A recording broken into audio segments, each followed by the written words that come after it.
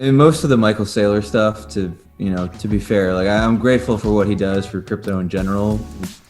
It does certainly border on cringe might be a generous statement, but I think it's also a lot of stuff he says is good and useful. And I've been thinking a lot on like the proof of stake versus proof of work thing for a while. Obviously, Ethereum and Bitcoin, well, I don't know if it's obvious to people, but Ethereum and Bitcoin are both proof of work coins, and Ethereum is making the move to proof of stake next year, and it's caused this like huge. This is a really good example of a preface. I love that. Thank you. Thank you. Yes. I try to take and integrate feedback and just Thank always you. always That get was better. remarkably fast. Yeah. I'm a fast learner. I didn't get here being slow. Please, Lord, continue. So yeah, there's this like ongoing debate. I mean, we've certainly heard it a lot with Hoffman from Bankless lately. There's been a lot of content on the proof of stake, proof of work thing, and this proof of stake's better and proof of work is better. And like I think that both sides make like really good points, and none are like entirely convincing. I don't think it's really like a winner take all debate, but I think that what like the sort of Bankless Justin Drake side of the argument is missing in this is like the kind of like Michael Saylor energy meme, the Bitcoin is a battery, which I thought was really dumb, to be frank. The first time I heard it, I was like, Bitcoin's not a battery. It's just like you're just using all these like, well, Bitcoin harnesses money through time and space and dimensions, and it's just like it's just so. Oh my God! Can you only speak like that? He did that Friday after a few drinks. I like it's coming out now. Would you have any voice in 5 minutes if you did that? My terrible Michael Saylor impression. I'll just start busting out bad impressions. That'll be my shtick. But yeah, when he was saying that, I was like, Jesus, this guy, it's just so over the top. And then he sort of like made the point, it like brought up El Salvador, right? And they did the volcano bonds, and kind of a meme, in and of itself. And it's kind of silly in isolation, right? Because if you're really bullish on Bitcoin, you probably buy Bitcoin. If you're really bullish on El Salvador, you'd probably like buy some bonds or something like that. It's very hard to see the intersection of why one would prefer a volcano bond to either of those two options, other than like there's just a lot of money in the space and maybe they want to just support the cause, which is sort of like a meme and a good thing in and of itself, and maybe that's where it came from. But the volcano bond like solidified like two things for me. One is that obviously when El Salvador did its thing, the IMF sort of said like, hey, don't fuck with us or we're going to cut you off. Don't be a bad little country and defect off the, off fiat. And then, Bukele or whatever his name is, was basically just like, go fuck yourself. We'll raise money via volcano bonds, and they did that. And he just kind of demonstrated this way in which like a third world country with natural resources could leverage those natural resources like purely for like its own benefit to raise capital, because like the standard practice for most of the last century has sort of been the confessions of an economic hitman model, where you have this like kind of natural wealth and it just kind of comes in and gets exploited. First, obviously, the U.S. popularized that, but like China's been doing it like crazy recently. Come in and give you a bunch of you got resources, right? And you can't really use them. Well, China comes in and kind of gives you this money and like extracts value from them, and then they sort of like own you, and then like, oops, you defaulted, and now China owns all of your stuff, and they own all this, right? So what Bitcoin does to kind of bring this around, that I think is really interesting that you can't do in proof of stake is I think Bitcoin really does enable like the monetization of energy and natural resources in general in a way that's never really existed before. And I think there are so many examples of this that I've like opened my eyes to recently. And this idea that like Bitcoin is like a way to sort of like digitally store energy in a hyper efficient way, I think there actually is a lot to that. And this is like especially useful to like a third world country with resources and not a lot of like development, in a way that like Ethereum proof of stake is just not. Because to take advantage of proof of stake, you kind of need to have capital, right? You need to own Ethereum. And it is really efficient from like a network perspective, in that you don't have to issue so many tokens and dilute yourself to, secure the network. But it also does kind of isolate a lot of these kind of, more marginalized people in countries in a way, I think. And this sort of really ties in too, I think, to the whole ESG debacle of the last year, where like Bitcoin's come under all this flack because it's not good for the environment. And most of the thinking on this is either just like, extraordinarily disingenuous, or just dumb or ignorant. Short-sighted. Short-sighted.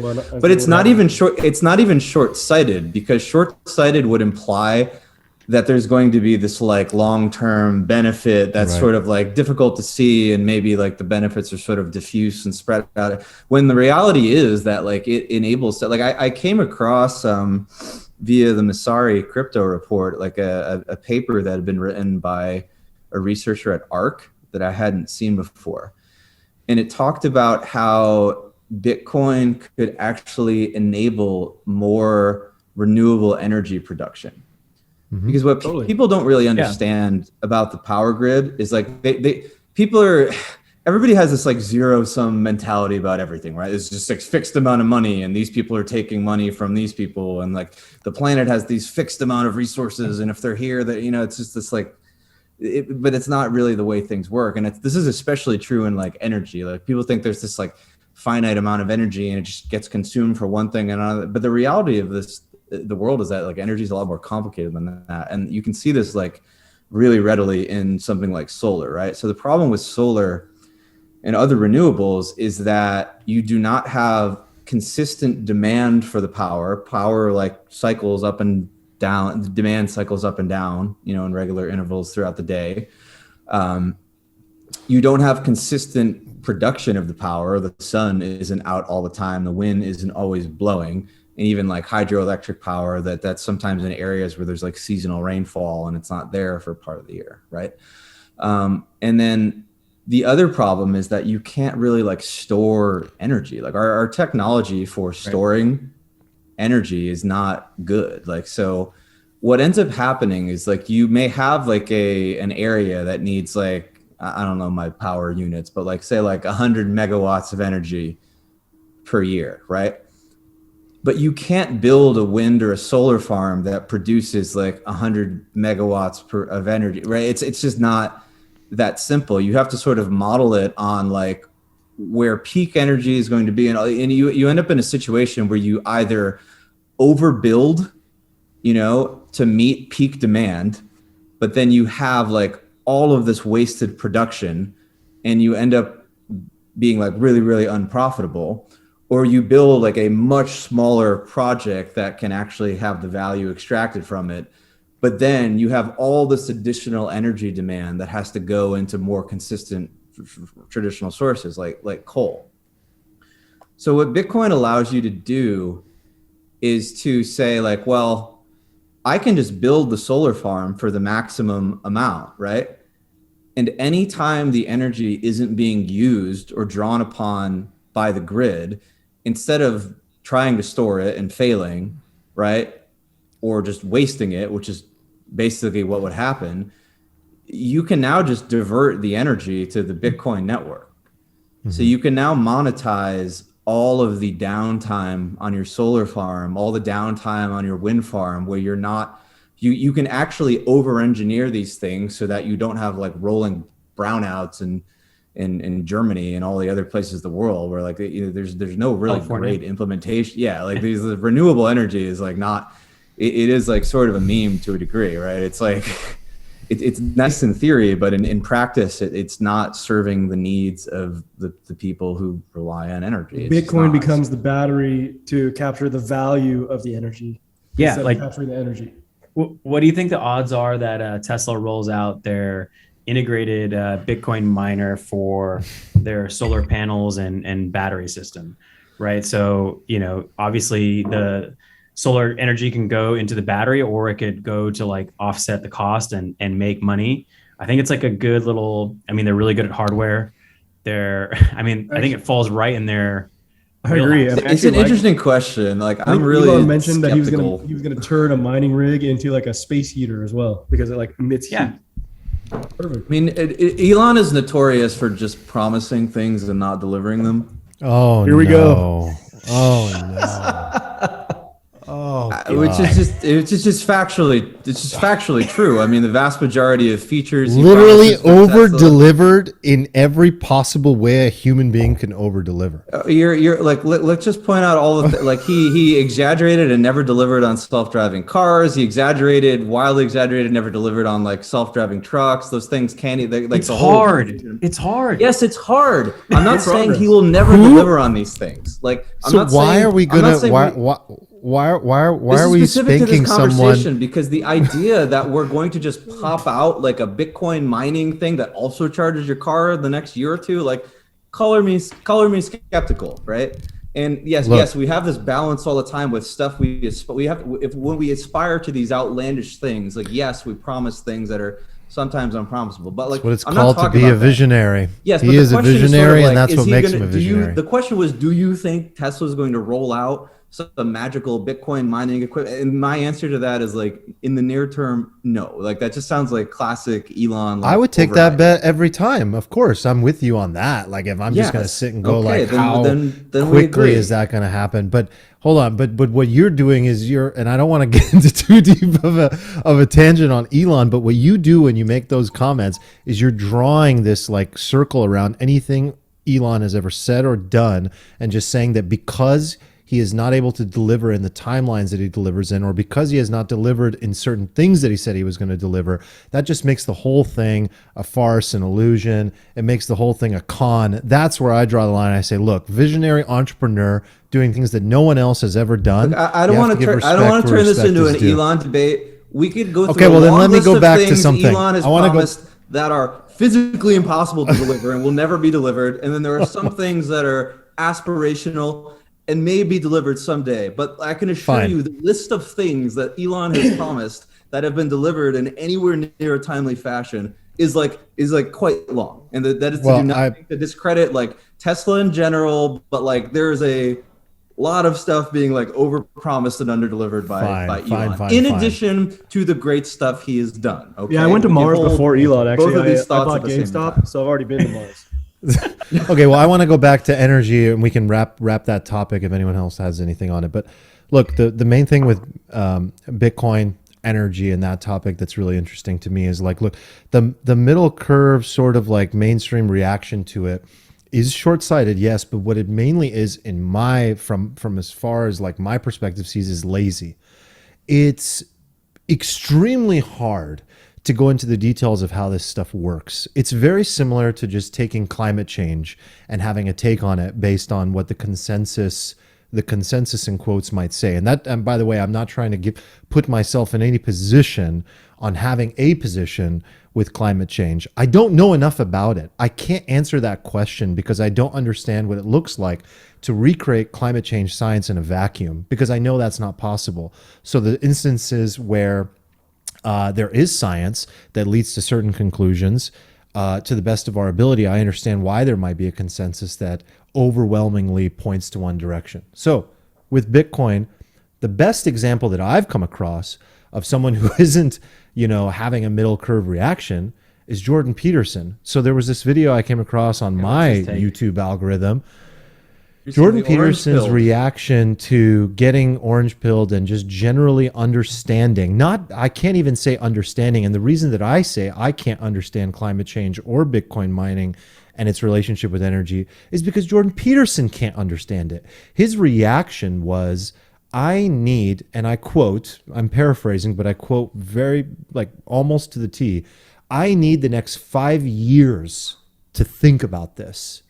was his reaction. So the level of depth of understanding of what is possible for developing nations, for what this does to energy and the ability to move that energy from one area to another, how we store it, all of that, for the first time that I've ever seen, blew his mind. I don't think I've ever seen Jordan Peterson's mind get blown at a new topic. He typically blows his own mind with his own ideas because he's discovering what he knows in real time. But he And just so to learned me, about that Bitcoin showed me recently, everything. yeah? He didn't learn about Bitcoin recently, but there was a discussion Like around. aha recently. Yeah, He like crossed yeah, it was he a like crossed a deeper. particular Rubicon recently, and he's had like an aha moment. Do we know his like has he commented on financial markets before? Like does he have like a proclivity to one camp or the Not other? Any like not biases that we know? I'm just curious. financial market. I mean, well, he's Great question. obviously more in. I hate to put him in like the conservative bucket, but he clearly like caucuses with the right. But like Bitcoin is like a really natural fit for him because his whole brand is sort of built on like self-reliance, right? And personal Mhm. responsibility. And these are like kind of core elements of like Bitcoin culture, you know? Sovereign Not your individual. keys, not your Yeah. Bitcoin, self-sovereignty, self-custody, like all this stuff. It does fit in that realm. And in that respect, it's not even like political to I him so love that much as it about is Bitcoin. just like a fit. And that's what I mean. Bitcoin's great. Bitcoin should appeal to the left and the right. It's like a shame that Should. it's sort of turning into a political football now, just because one side has started the right is starting to embrace it more. So the left is starting to sort of naturally backlash against it a little bit with almost not even understanding why they're doing it, or like politicians are doing it because it's like obviously expedient, but then people are sort of going along with it because they're obviously like, oh, lefty person likes that, I have to hate that, or a righty person likes that, I have to hate that. And that's like a shame because like Bitcoin is for everybody, crypto is for everybody, but like Bitcoin is especially is like for everybody. It's like one of the more like It's equalizing forces I'm that's ever really been put into the world. interested in the sequence of the narratives that are going to happen. Like obviously, Ethereum's going to go proof of stake, say early next year, and they're going to use the narrative of like manages less energy, so Bitcoin will have that against it. Then I think there might be another narrative will come up is I think it's going to be the largest proof of work network, and that's actually really hard to rebuild, to copy, like to spin up manufacturing and structure all these devices along the world, and most of them probably with sustainable energy. Like it's going to be something that's really hard to copy and will back the hard money thesis. So that narrative might come back if people can kind of wear out the anti-environment narrative. I'm sure like there'll be some news on different big maybe public companies using renewable energy, like I don't know, Niagara Falls or something to mine Bitcoin energy. There will be, and then at some point I think like oil. I think the game theory plays out for these smaller countries and kind of pushed off authoritarian regimes where they may price commodities like oil in Bitcoin at some point. That might be like years away, but still, I'm just curiously what the sequence of these narratives is going to be. I think over the long haul, it's all bullish for owning it, but For owning what, Bitcoin, or for yeah, owning, yeah.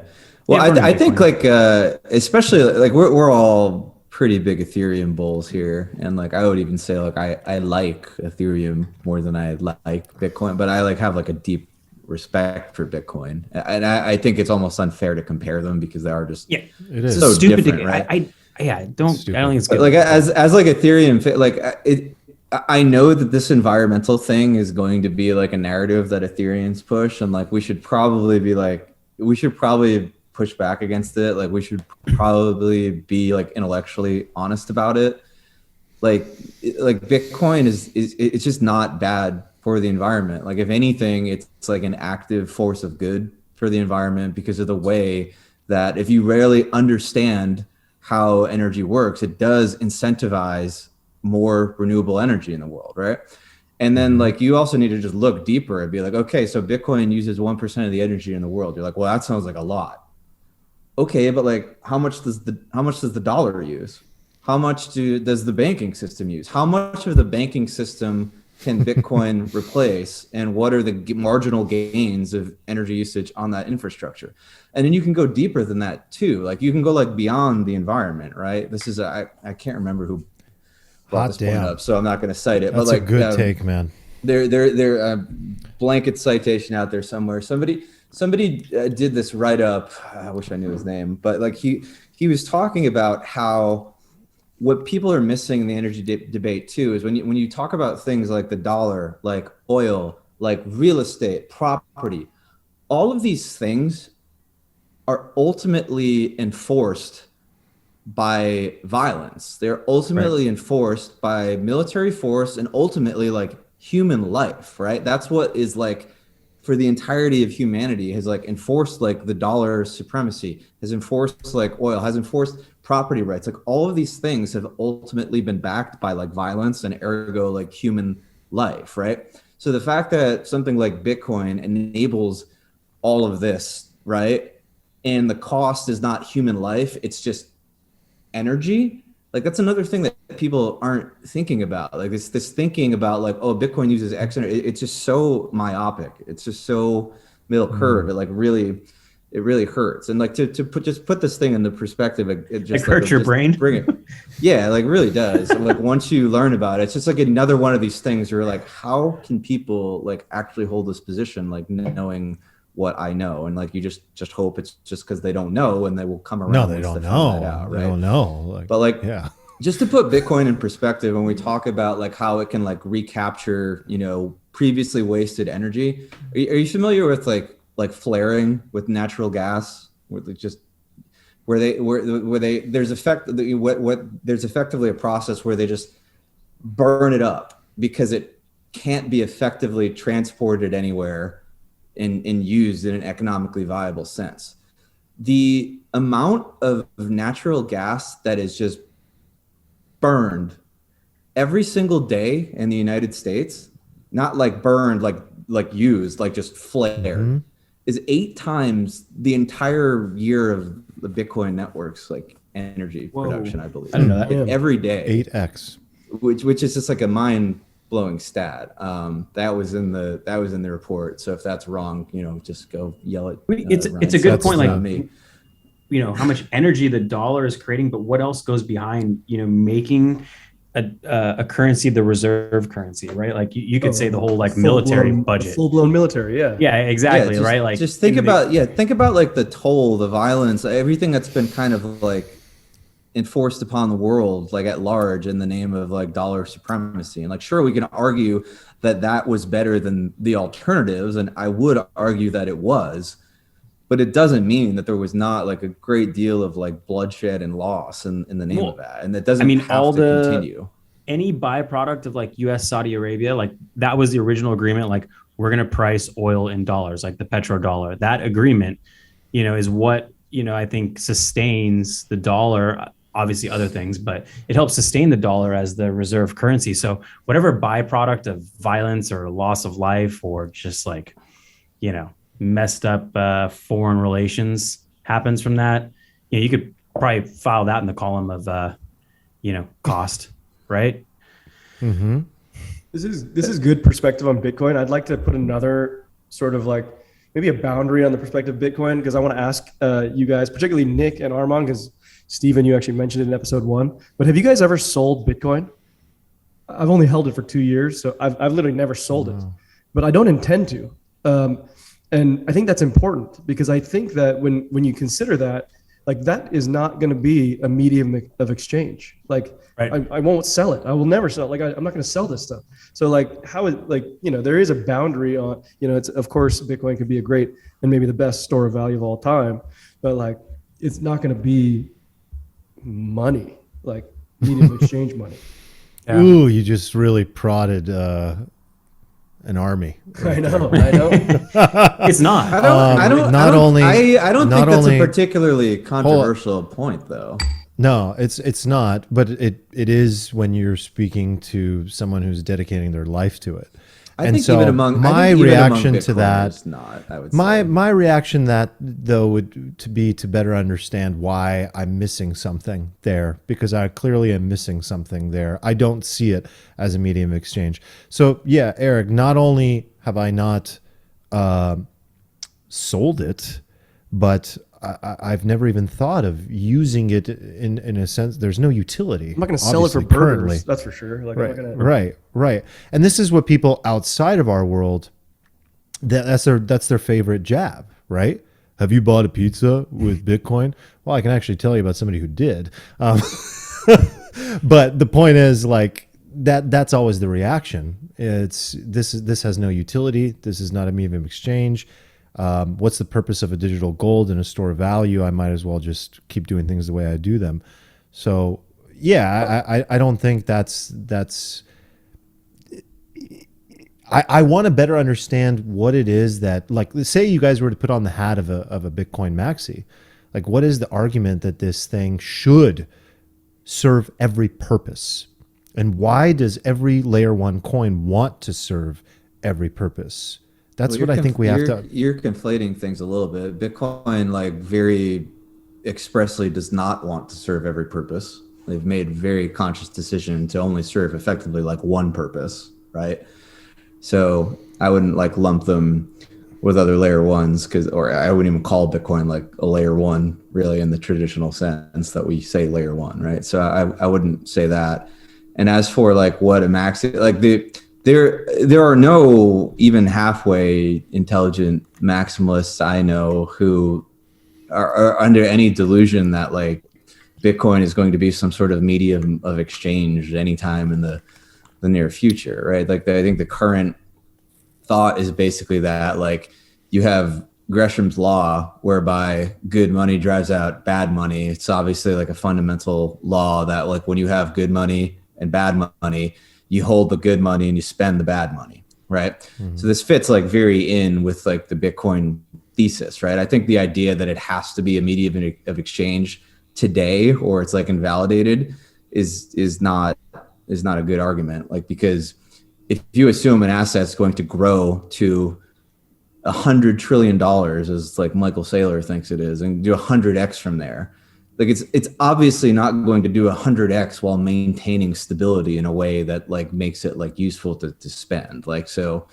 I don't think anybody believes that. So the argument from a maxi perspective, if they really wanted to hold on to the medium of exchange thing, would be that like you have to get to the point where it's sort of like hit. It's like it's leveling off point. It's like hit like the flat part of the logarithmic growth curve, and it's just sort of like moving in the same generalized direction and generalized rate that like the US dollar does today, but it can't get there until it gets like much bigger.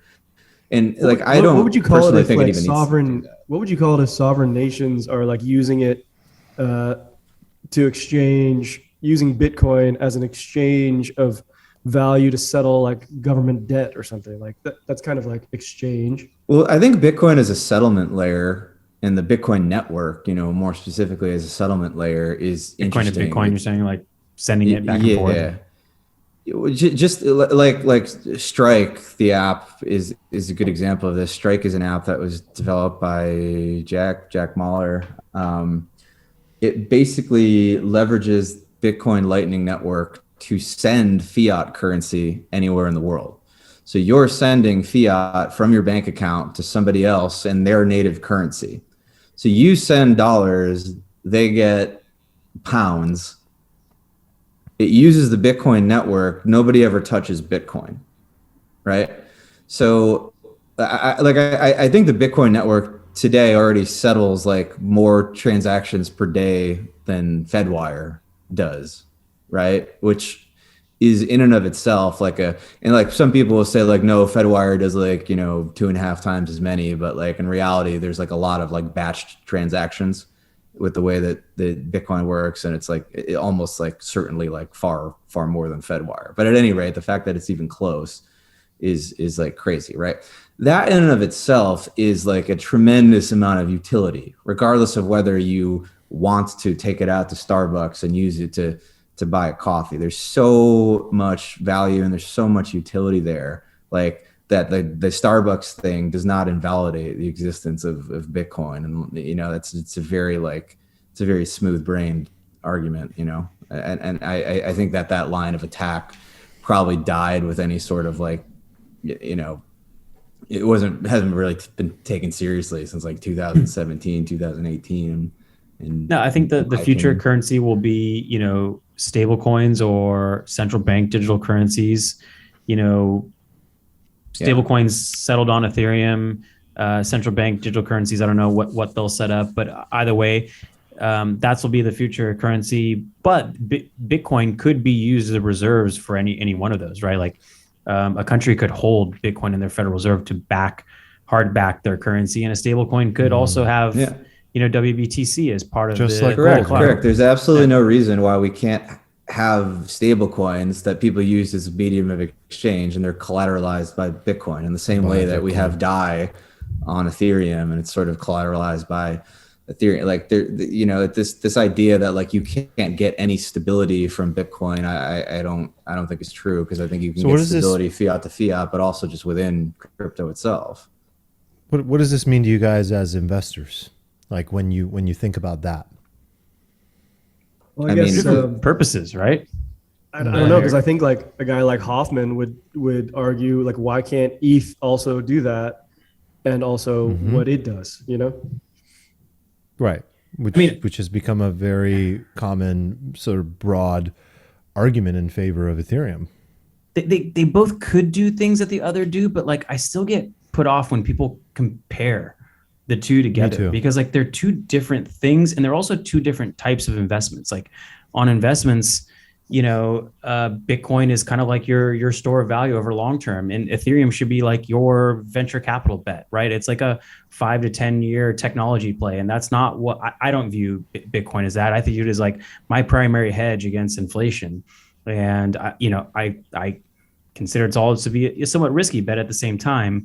But I don't know if you guys have seen this, like the Winklevoss twins. I think like 2 years ago, a year and a half ago, they put out some like why 500K Bitcoin. And I think in the thing they put Bitcoin as digital gold and Ethereum as oil, like as comparable commodities. And so like when people argue like, well, Bitcoin isn't good enough, it's like, I don't know, they're like using something that it shouldn't be used for. Like I try to put Bitcoin and use it to like run my car and to run this like global financial or global like transportation network, and it doesn't work that way. And it's like, well, of course it doesn't. It's not what it's for. It's not what it's built for. It's not how it's going to be used. So I don't know. I think such a weird place to be when you start comparing those two. And I think maybe over time, you know, it'll be done less because people will realize how weird it is to compare, you know, like gold and oil. Maybe they're in the same asset class still, but their use cases are like so wildly different. You're bringing up something that I fundamentally actually worry about. I really think that there's serious concerns around the space as a whole, where you have this thing that is obviously moving at an exponential rate of adoption, and people are insanely excited about it. And we're obviously in a bull market right now. And as soon as people enter into this whole world that is just purely chaos and volatility, they start to develop this idea of belonging, of community, of tribes, which is super innate and natural to every single human being. And I can understand why we fall into this trap. But the whole purpose of crypto, I mean, I don't know, to me at least, was to eradicate all of that type of thinking, to just create a totally open, borderless, you know, to remove, to get us out of these walled garden type technologies and spaces, and create openness and permissionless networks. And I just really worry about certain types of maximalism. I worry about certain types of thinking. I see the same thing that has caused problems in America and the world as a whole in crypto. And I think we're kind of like dismissive of it because it's so early, and we're like, oh, that's cute. You know, so-and-so is having a little Twitter argument with so-and-so, and that's cute. But really, it's like fundamentally a problem. Like we should all be helping each other. We should all be moving up together. We should realize that there are apples and oranges, and that each one serves a different purpose. Some are utilities, some are whatever the fuck they want to be. Help one another. Like, I'm worried. Am I the only one? Yeah, I kind of disagree with this take. A lot. Disagree, but does that resonate with any of you? Like, There- I'd love to hear your there's- take, Stephen, on why you disagree. But Yeah. but hold Well, on. what you're I'm describing curious. is like the free market, and I think like everyone just like that's what the market does. It like has individual actors, and everyone arrives at their the final place. I don't mind the like a community building and the building of a tribe. What really bothers me is like the type of thinking that reminds me of religion, where it's like we have one thinking, and anytime an argument plays out, we're just like we're not going to acknowledge it for if it's credible or not. We're just going to like put it off. Is it in our line of thinking? And you could see that with like the Elon Musk thing. Like, one, he's on our side, and then instantly he's not on our side. Yes. And I bet you're going to see the same goddamn Great thing with example. El Salvador, right?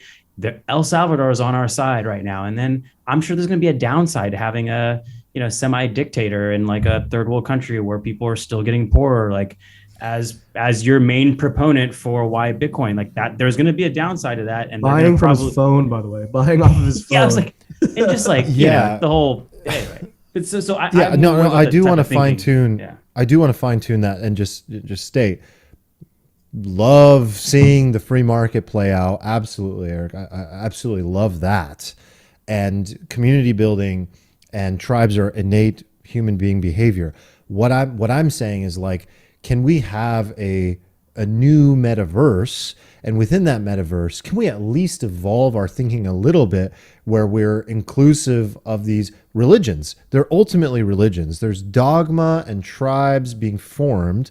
And what I would like to see is a little bit more of a permissionless open network between these different religions. Allow for people to move from one to another. And if we're going to put Elon Musk on a pedestal and say, God, he's our savior for our coin, and the moment that he tweets out anything about Doge, we're going to rip him apart. Like, that's funny to me. It's like, come on, man. Like, he's just a human being. He's an investor. And I know I'm hitting a sensitive spot for Stephen with that example, but remove the Elon from the point, and that's the point, right? Yeah. Religion has caused more wars and more death probably than any other thing over like human history. So I really hope we don't like adopt that same kind of dogma in these different communities. I think this group's fairly politically in the middle, and so I think we'll probably be down the middle when it comes to which crypto dogma or family you're going to ascribe to, right? It seems so silly and dumb. Would you say that that's also a role that Collective Shift is going to play, is to like try to facilitate open conversations about these types of things? Oh, I really hope so. I really hope so. Or at least to be as objective and unbiased as possible. Yeah. I mean, the idea here is to help people understand the space and then to make money. Like, so Right. Where the alpha flows, people will go. And ultimately, I was actually thinking about that this like today earlier. I was thinking like I'm such like an ETH guy now. I even have like the ultrasound money thing on my Twitter.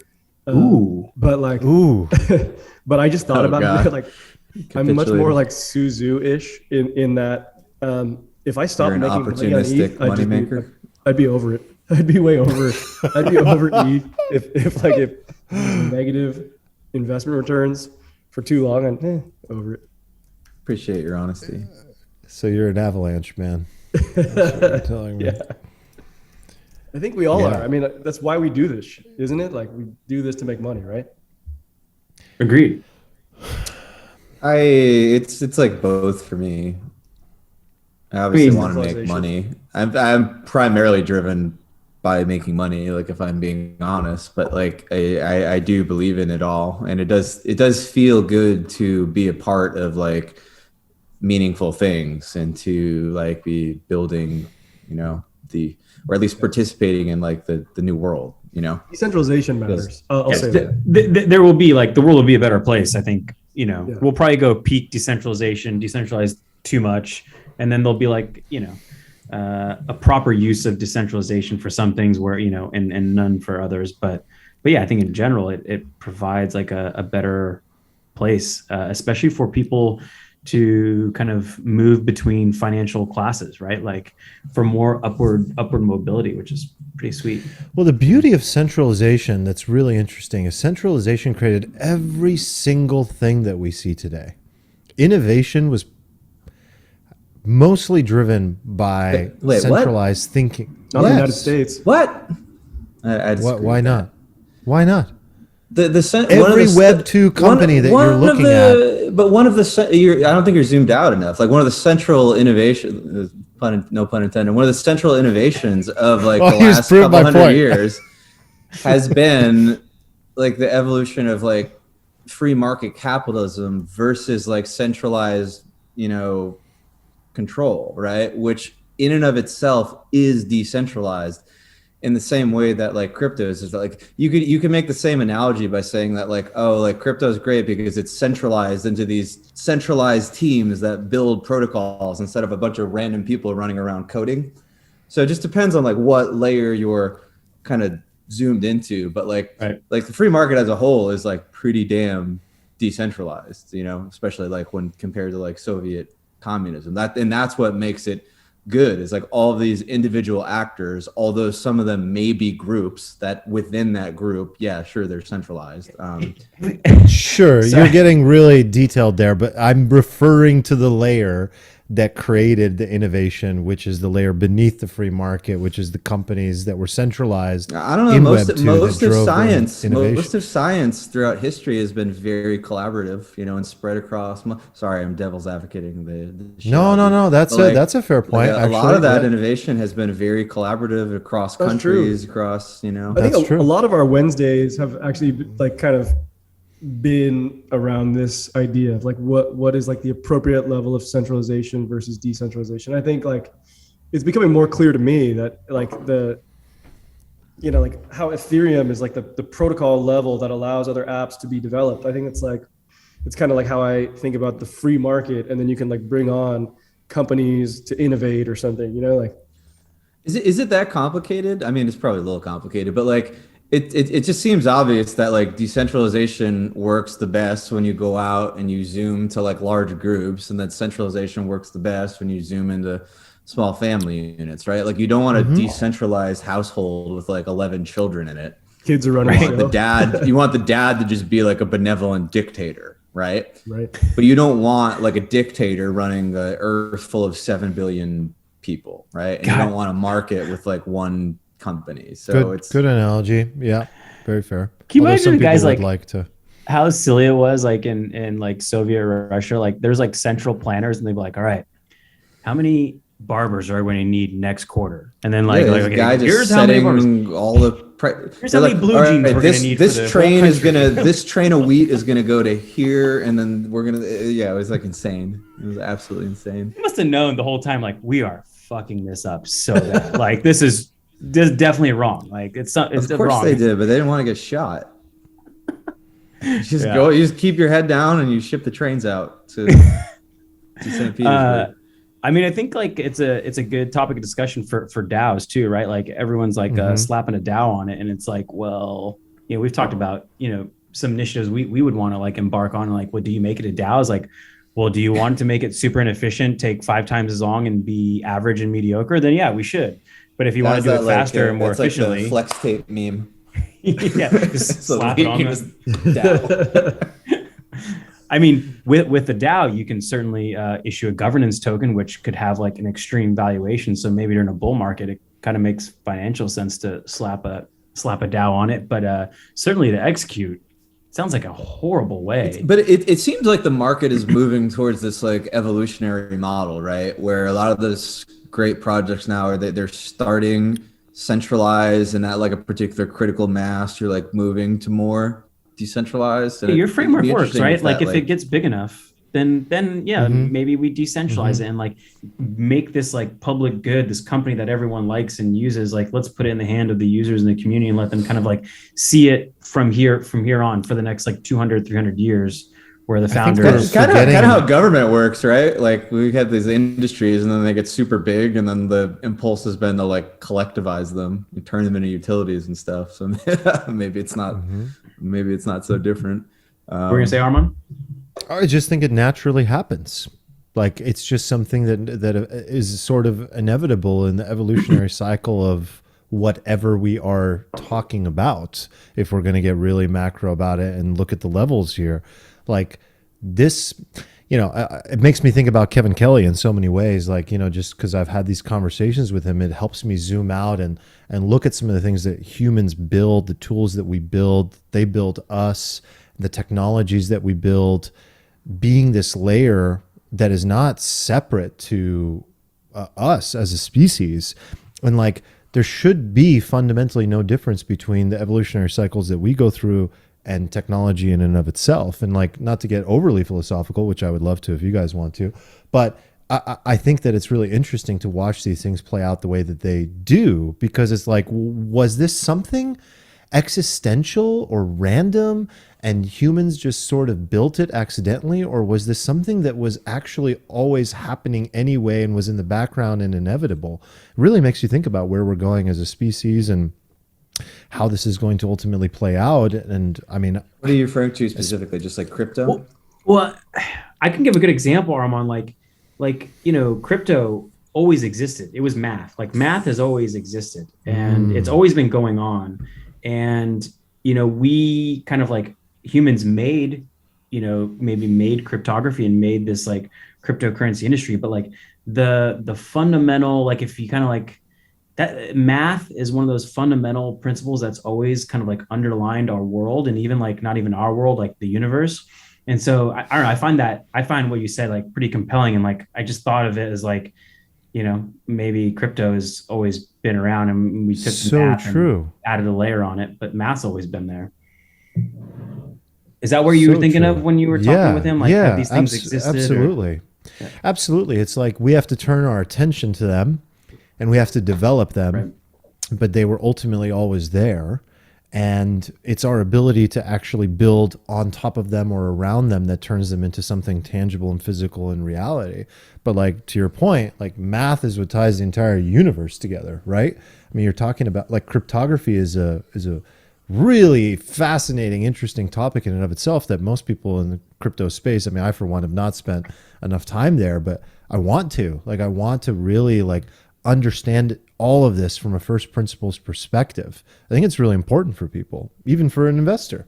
Yeah. I mean, I think it's true that math has sort of always been around, but like the cryptography that like enables Bitcoin, right? Like obviously Right. hasn't. Just depends on like how metaphysical you want to get, right? It's sort of analogous to being like, you know, we had the atoms here all along to create nuclear fission. We just had to like harness those atoms, you know? It's like, yeah, it's technically true. Yeah. but how useful is that as an analogy? I don't know.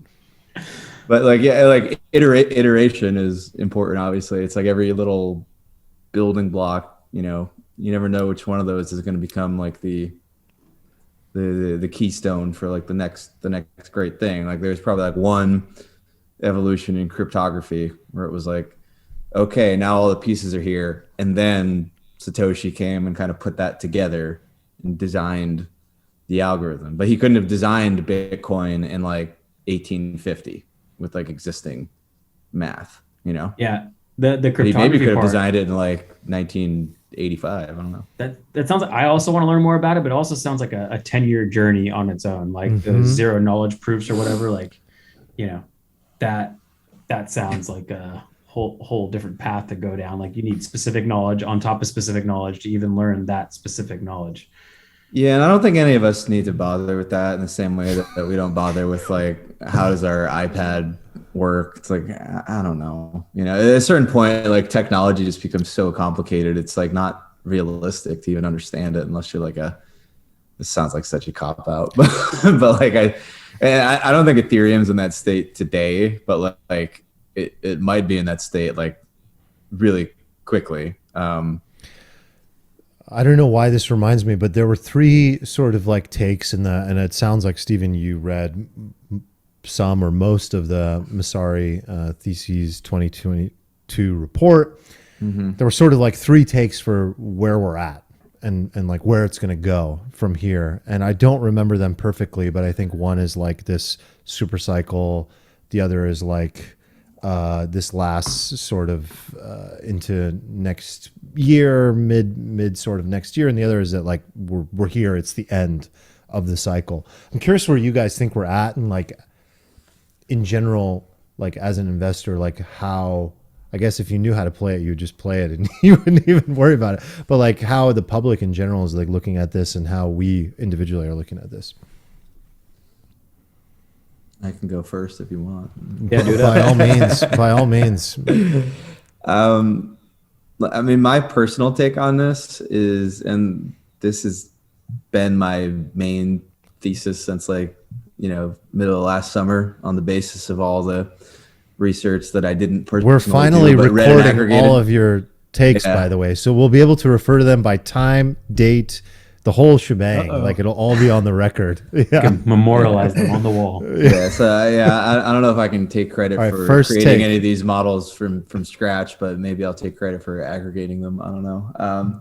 It's always seemed pretty obvious to me from all the available data, like once you're presented with it, that we are in a cycle that's going to be much longer than the previous ones, if not so long that we can't even distinguish it as like a cycle in ways that we have in the past. And I think there's obviously like a tremendous amount of recency bias. Like there's been like 2 cycles prior to this basically. And it's just like, yeah, it is kind of ridiculous that everybody's put together all these models on the basis of a 4-year cycle. And like, arguably we've only had 1 4-year cycle, and like how you define a cycle is a little, especially in like 2013, we had like the quote unquote double bubble. Was that 2 cycles? I don't know. It's all very fuzzy, and you can kind of see whatever you want to see in the magic mirror.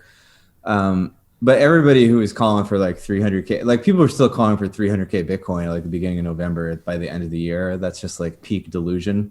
I think if anybody ever wants a reality check on prices, they should probably just open up like the options chain, just pull up like Deribit and see what like, December Ethereum calls are trading at, right? And like, cause I think, a couple of weeks ago, you could have bought like a $6,000 December Ethereum call December 31st for like $150 premium, right? And there are a whole bunch of people calling for 13K Ethereum by the end of December. Well, it's like, all right, we'll buy that option and make like 200x on your money, I guess, right? I think that money is probably by default a lot smarter than all the YouTubers and people tweeting stuff, right? And clearly that is not pricing in like, not to say that they were right before, because those models were wrong before, but like I think those models are a lot smarter now than they used to be, and they're more, intelligent players in the space making those markets. Is the crypto market like options? I guess the crypto options market is that liquid enough? Is that, I mean, it is on Deribit. There's pretty good liquidity there. There is. There's not the great liquidity. I mean, there's starting to be good liquidity like actually on chain now, but that was like a very difficult problem to solve for a long time. I mean, you have like Premia is a good. The bid-ask spreads are really wide, and you don't get like, you can have Deribit's not that wide. They're really bad on like Ledger X or whatever it is because there's no liquidity. And anything on chain is like really wide. I mean, it's not, liquidity is not that good. I don't think implied volatility is priced correctly either, because like I get bigger premiums selling like Tesla options than I do on crypto, and that shouldn't be the case. Yeah, it seems right. Doesn't seem right? Tesla might have more Tesla probably has way more volatility than Bitcoin this year. Like way more, I would bet, like multiples higher. I don't think so, man. I think, didn't Bitcoin go down by like 55% this year? Like I would place a strong wager on that if you wanna. But it's not even Tesla. Like I literally do all stocks, and my screener will come up, like it came up with 1,200 stocks today. Tesla, in the chain was probably like 10 of those. So there's a ton of stocks with volatility that's like being priced higher than crypto volatility, and that doesn't seem right to me. I think there are a lot of Leave stocks Tesla that have aside. higher volatility, though. I think that like large sectors of the stock market actually have had higher volatility, especially than Bitcoin this year. Maybe Feel free so. to fact check me on that, but I'm fairly certain that's true. Um, but yeah, I guess to I tie wouldn't that mind into seeing what a you were wager here. saying before, Armand, like yeah, like all the data I've looked at suggests that like we're going to have like a very long cycle, if not like a super cycle. But Perpetual like, one? but super cycle to me is like, what does that even mean? Like if we just draw down 60% and have like 3 month bear markets and then Right. go back up, is that a super? I guess technically, but like you Yeah. still can get wrecked quite bad Hold on, in hold on. there. Didn't ETH You go know? from like 80 to 5,000 and then back down to 1,700? There's no I mean, way Yeah. this stocks are year, higher it's volatility than that. I've said this year. Maybe like year to date, because like in the last 12 months, it was at like $100. Like, of course, No, crypto is much higher no. volatility. Ethereum was like $700 a year More ago, I like, think. yeah. Yeah. You know. Yeah. So, like, and I didn't say all stocks. I said there are many stocks that have higher I still volatility. think crypto is just I way want to more look it up. volatile. Jamie, It's look not that even up. close. Look, we're Jamie!